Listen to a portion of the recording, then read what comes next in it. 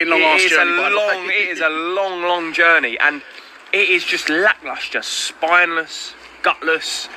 There was nothing about, and people might go, oh, it's a bit over the top. That is the worst Millwall performance I have seen for, don't get me wrong, I thought Luton was bad. What happened yesterday?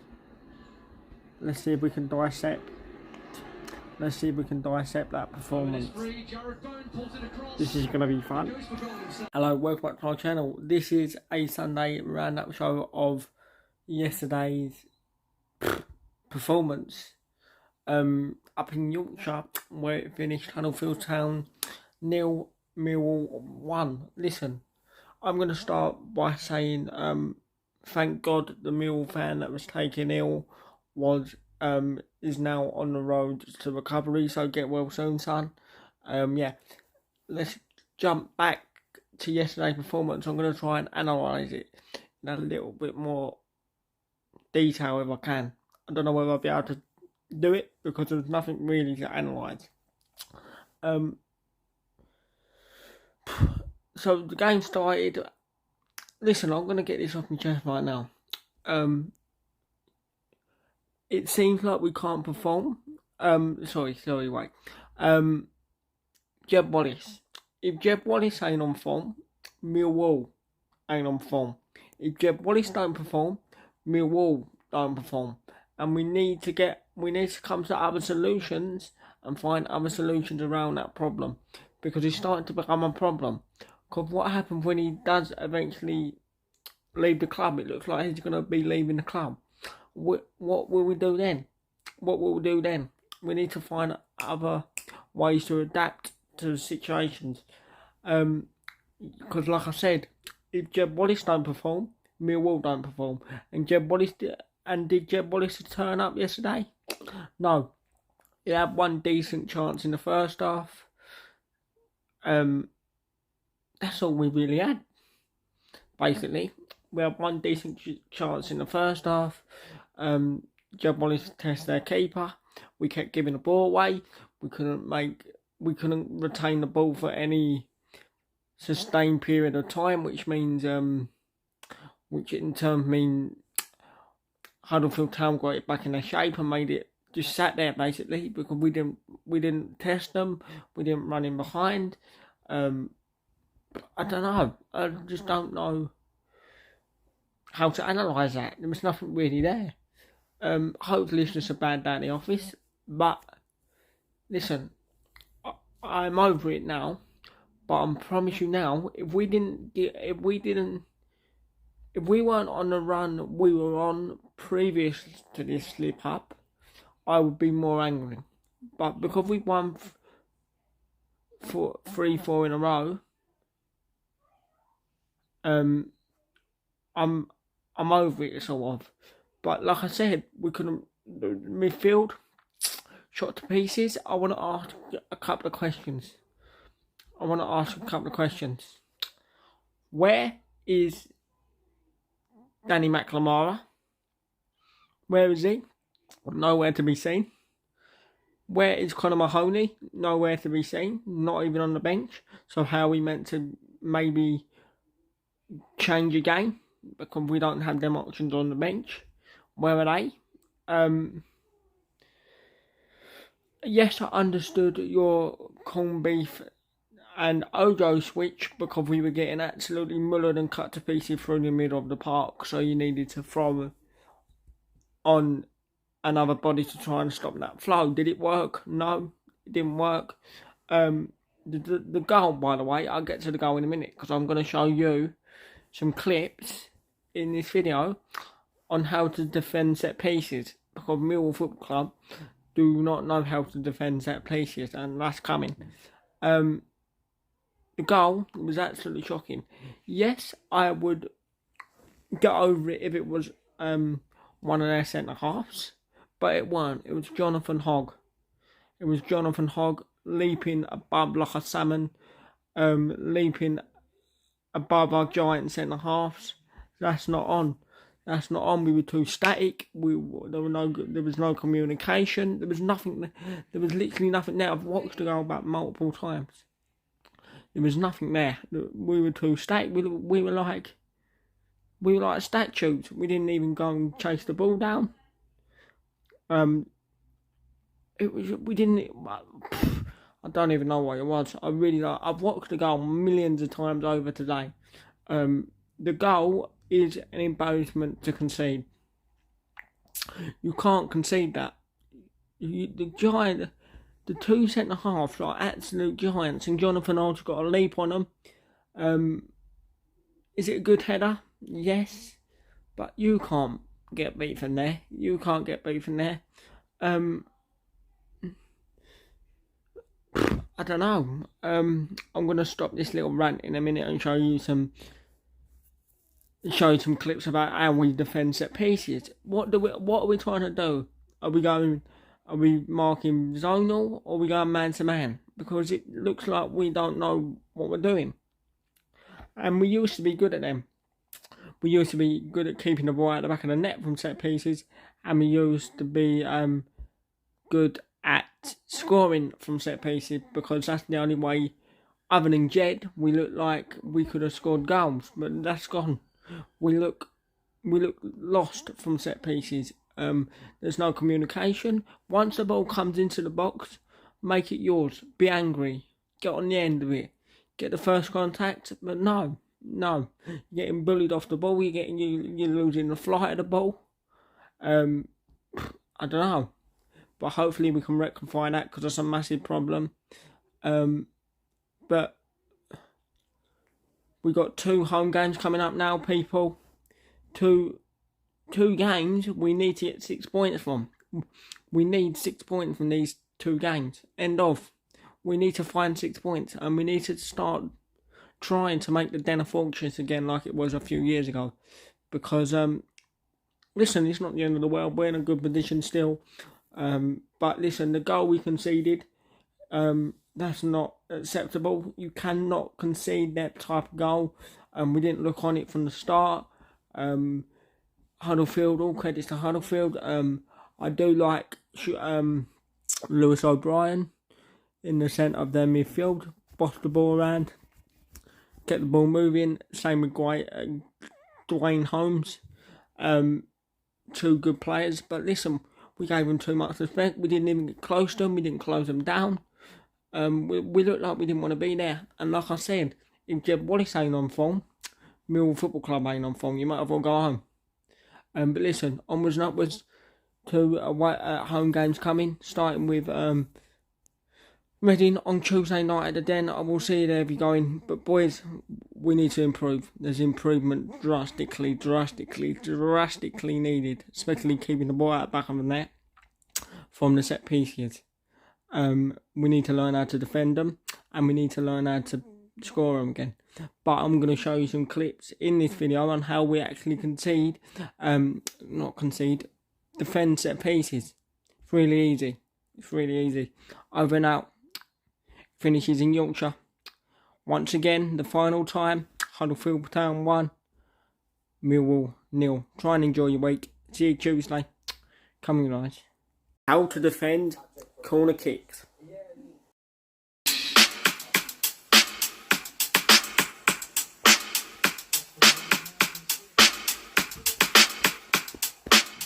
Man marking versus zone marking. Which is the most effective system to use, and which should you use when you're playing? Well, personally, I believe that man marking, a team man marking individuals is a thing of the past. And I believe that zonal marking is much more effective, and it's something that you should use with your team. Now, why? Let's get into that. What is the problem with man marking? So let's take a look at it. Let's say, and again, to demonstrate today, I'm just doing 7-a-side so the board isn't too cluttered so you can see exactly what's going on here. Now, let's say we are man marking at the back here, okay? My right fullback, my center back, and my left back are all picking up the winger, striker, and winger. What happens if we're man marking? We're sticking with our man, is what man marking means. So if this guy goes over here, I'm going to go with him. He's my defensive duty. That's what man marking means. What's the problem with that? Well, if the other team has good off-the-ball movement, good player rotation, then they're... If they have a guy on the top of the box as well, we may bring in one more extra guy back. So Vinny was at the top of the box, right? Back up, Reds. He would be dealing with the guy at the top of the box so that he can't get a free shot in case it pops out. All right, Carlos, just knock a ball in, and we'll look to clear the danger. With aggression. Up. Good. Yep. And now we're up.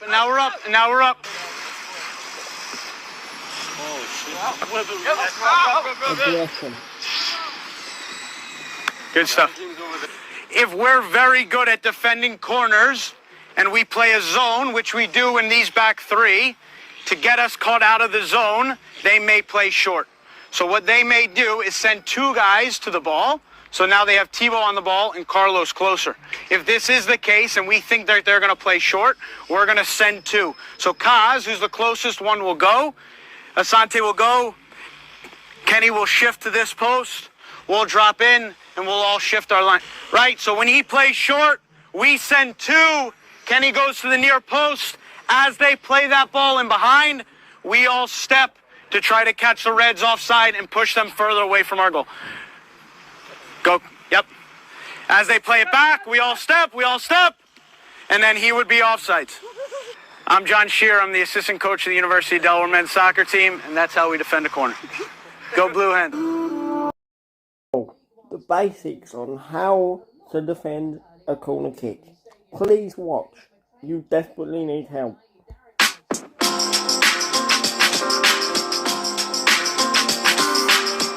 Hi and welcome to Back to the Tactics board. In today's video we're looking at defending corners. The aim here is to give some general advice for how you can prepare your team for defending corners in the game, no matter what format of the game you play. In a separate video I'll look at the pros and cons of man-to-man marking and zonal marking.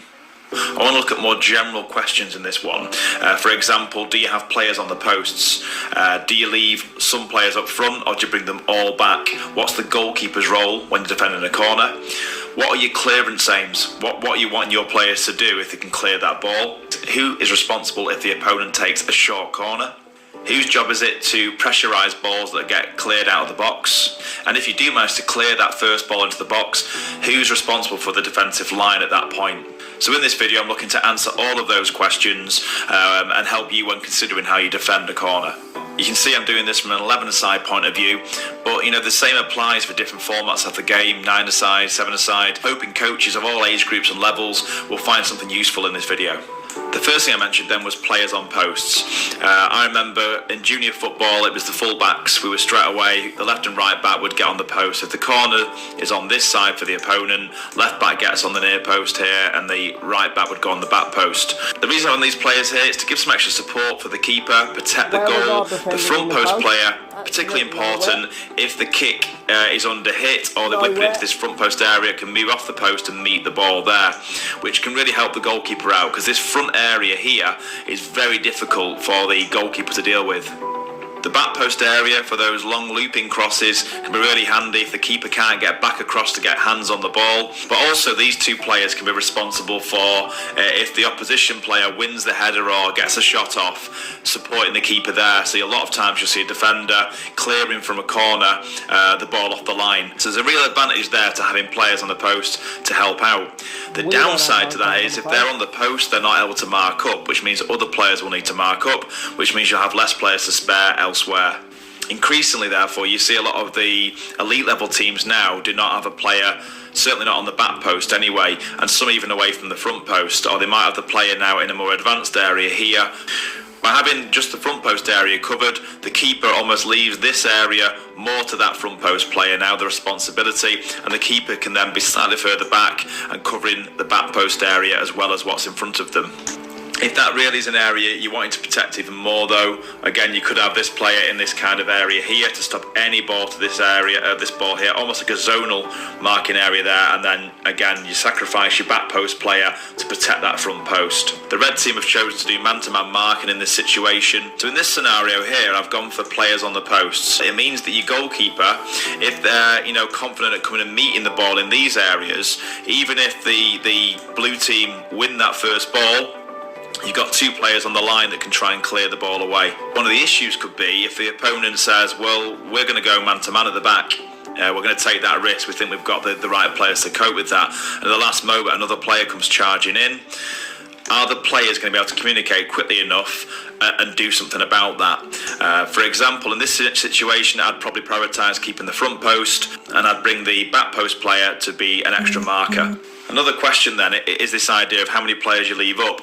Now, Barcelona, under Pep Guardiola, when they were in the pomp, they looked around the team and realised they weren't a particularly tall side, they weren't great in the air. So his method with that was just to get all the players in and actually zonal marking, and they pretty much filled the box with their defenders and said, well, you can bring all your players in as well, we're just going to make it really hard for any space in here. The argument against filling the box, though, or bringing all your players back, is that the opponent now has no real need to keep many players back. If any, they can be really attacking, can throw everybody in pretty much, and just kind of cover clearances. So you're not only now risking bringing more opponents into your box, and a good delivery could find them, you're also kind of risking that if you do actually get a clearance on it, it's not going to come to any of your players because you've got no one out there to get to that second ball.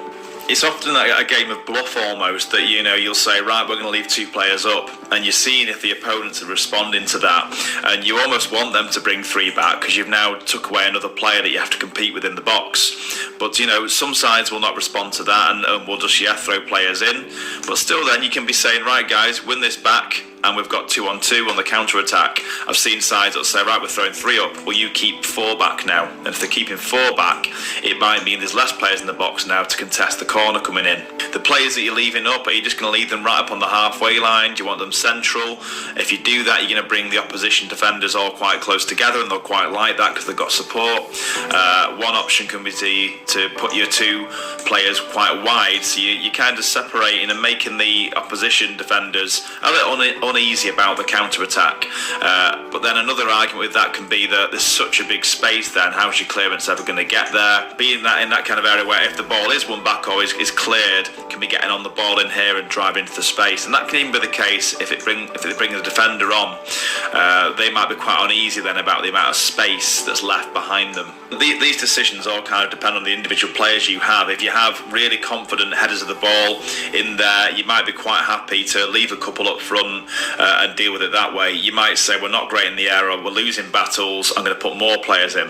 Remember that putting more players in, whilst it can cause issues for the opponent and kill the space for them, it can also make defending more difficult because your defenders are trying to track runners if it's marking, and if they get under each other's feet, that can be a problem. Another thing then is your goalkeeper's role, and this again depends on the individual.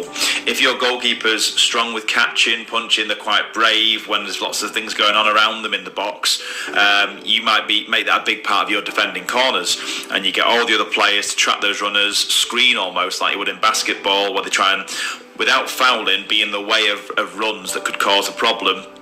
And then you give space for your goalkeeper to come and win that ball as much as you can. Now, big question for the goalkeeper is, are they going to try and catch that ball? Now, if they catch it, that is the best case scenario in many ways. You've got possession, then they can then either start the counter-attack off, calm it down, it's in your control. But coming for a catch and dropping it is kind of the worst possible option, because if you're dropping the ball around this area, there's opponents that all they need then is the slightest of touches and it's in the back of the net.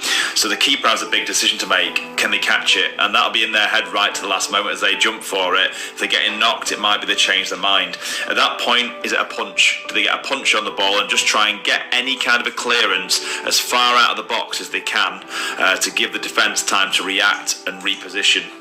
If you feel the opponent are too strong in this area and the keeper coming out to meet the ball and not winning it and not having great confidence in them winning it, then all you're doing really is taking your goalkeeper out of the equation. It takes one thing, anything on target in the central area, it's probably going to be a goal. Is it worth the keeper coming out into these areas when you could leave those battles to your other defenders and the keeper can be there if the battle is lost? Next question I'd have then is, when the ball does come in, what are your clearance aims for the players? So a general rule of thumb would be that you look to clear the ball high and wide. The reasoning being that high and wide is the least dangerous area, whereas low and central in this kind of area means you're setting up an opponent for a knockdown, a shot from the second ball. So can they get it high? And while that ball is high in the air, everyone's getting thinking time. They can, get nearer to the person they're marking. They can maybe push out as a group. Thinking time while the ball's in the air. And wide, again, thinking time, but also a bit of safety. Less chance of a shot coming in from this area. Another thinking with the clearance can be clearing the way you're facing. So if the ball's coming in here, instead of looking to flick the ball this way, it could be a safer option to head the ball back the way it came, which might, mean that you're knocking it out for a throw-in or even another corner from this area here. As well as high and wide and playing the way you're facing, are you looking for them to find touch with the ball to get it out of play, so to put more on it? Because if it goes out for a throw-in, there'll be a moment there for your team to refine positions, opponents and so on, while the opposition thrower comes, gets to the ball and people move around. If you've got real confidence in your team, it could be that they're looking to find certain players with their clearances. To an extent, are they looking to clear the ball to a certain area where they know they'll be looking to set counter-attacks off? I'd say priority one on the defender of the corner, though, is probably just to defend that corner, not to concede, get the opposition players out of your box and not contesting in that area. Another really key aspect in defending corners is if the opponent does a short corner, who's responsible for it? Now, if one of the players that's marked in the area